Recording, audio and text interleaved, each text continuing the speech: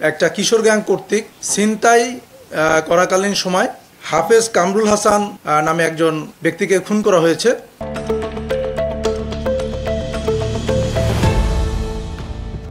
রাজধানীর যাত্রাবাড়ি ফ্লাইওভারের ওপর ছিনতাইকারীদের হাতে হাফেজ কামরুল হাসান নিহতের চাঞ্চল্যকর ঘটনায় দুই পেশাদার ছিনতাইকারীকে গ্রেফতার করেছে ঢাকা মেট্রোপলিটন পুলিশের যাত্রাবাড়ি থানা পুলিশ।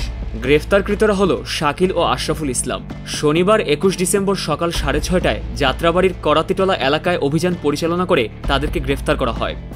আমরা যে দুজনকে গ্রেফতার করেছি, শাকিল এবং আশরাফ, তারা আমাদের কাছে বলেছে যে তাদের সাথী রোহান তাকে ছুরিকা তার সাথে যে মোবাইল ছিল সেই মোবাইল ছিনিয়ে নেওয়ার সময় তাকে ছুরিকাঘাত করে 3বার সে চেস্টের উপরে স্টেপ করেছে এবং রোহানকে তারা মেরে ফেলেছে।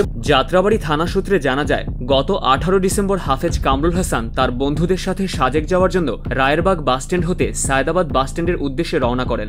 অনুমান 8টা 40 মিনিটের দিকে যাত্রাবাড়ি ফ্লাইওভারের সায়দাবাদ এলাকায় নেমে সায়দাবাদ বাসস্ট্যান্ডে যাওয়ার জন্য ফ্লাইওভার দিয়ে হেঁটে যাচ্ছিলেন। এ সময় ছিনতাইকারীদের আক্রমণের শিকার হন। ছিনতাইকারীরা তার কাছে থাকা নগদ টাকা ও মোবাইল ছিনিয়ে নেওয়ার চেষ্টা করলে বাধা দিলে রোহান নামক এক ছিনতাইকারী কামরুলকে চাকু দিয়ে আঘাত করে। কামরুল হাসান ফ্লাইওভারের ওপর লুটিয়ে পড়লে ছিনতাইকারীরা তার কাছে থাকা একটি মোবাইল ফোন ও নগদ 7,000 টাকা ছিনিয়ে নিয়ে পালিয়ে যায়। গুরুতর আহত অবস্থায় কামরুল হাসান হাসপাতালে নেয়ার পর মৃত্যুবরণ করেন।